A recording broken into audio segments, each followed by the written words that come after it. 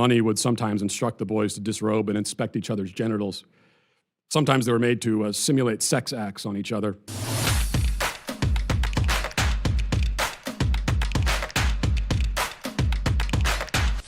Now, it's taken as self-evident that something called gender exists and that it's distinct from biological sex.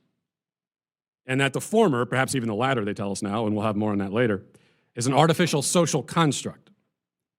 But these ideas were not always self-evident. In fact, they weren't evident at all to anyone for the entire history of the human race up until about 55 seconds ago. Thousands of generations lived and died, engaging in art and science and philosophy and everything else that comprises human civilization, all while assuming that there were only males and females and never finding any other reason for any other categories. In the 20th century, that all changed. Considering the suddenness and magnitude of this shift in our understanding of human nature, we should probably take the time to acquaint ourselves with the people responsible for it. And when it comes to the concept of gender and gender constructs, there's no better place to start than Dr. John Money. How many people know the name Dr. John Money? We've got a few. How many people have heard of the term gender? Everyone? Okay. See, this is the problem. The real disconnect here. So Dr. John Money is why you guys know of the term gender.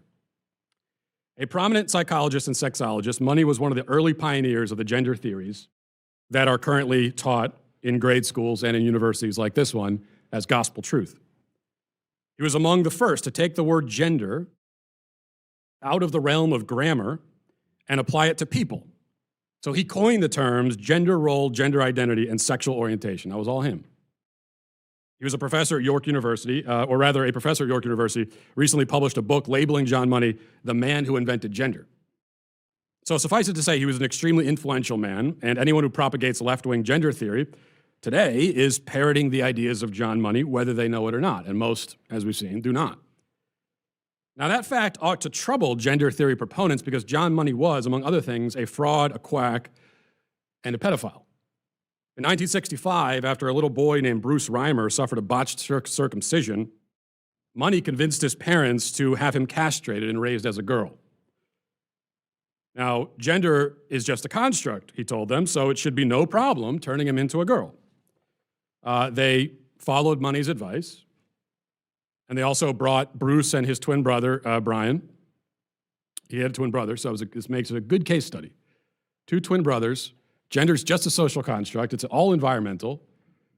So you raise this boy, give him a sex change when he's a baby, raise him as a girl, should be no problem. He's a girl.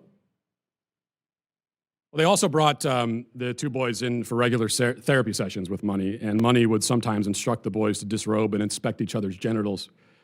Sometimes they were made to simulate sex acts on each other. On at least one occasion, they disrobed and Money took pictures of them while naked. Never explained exactly why he did that, but maybe we can imagine. Money explained that this was all meant to be healthy sexual exploration for the boys, which he felt that he needed to witness and facilitate.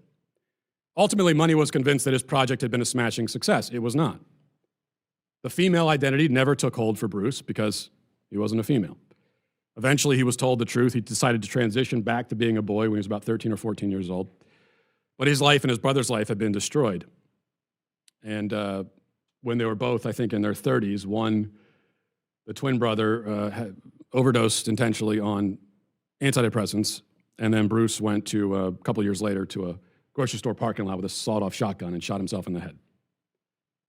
Now, that is the story. That's the beginning of this story that you are all taught in school now.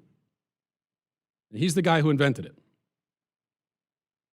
And that's what helped to take sex from a biological fact to a political and ideological fact. Now, many people, especially conservatives, think that this all began 5 or 10 years ago. As I've already explained, that cuts the timeline short by several decades. What has really changed in the last 5 or 10 years is that the gender versus sex distinction engineered by John Money has been effectively erased because it's outlived its usefulness. So first, we were conditioned to believe that a man could be a member of the male sex and yet identify with the artificial social constructs of womanhood. Now it's said that a man who identifies as a woman actually is a woman. The real shift of recent years is that we're expected to see women and trans women as completely the same, identical, no difference. A trans activist on Twitter went so far as to declare that a trans woman's penis is a biologically female penis. Which, of course, is like saying that a square is geometrically circular. It's incoherent. Now, that in the end is the whole problem with left-wing gender theory. It is totally, absolutely incoherent.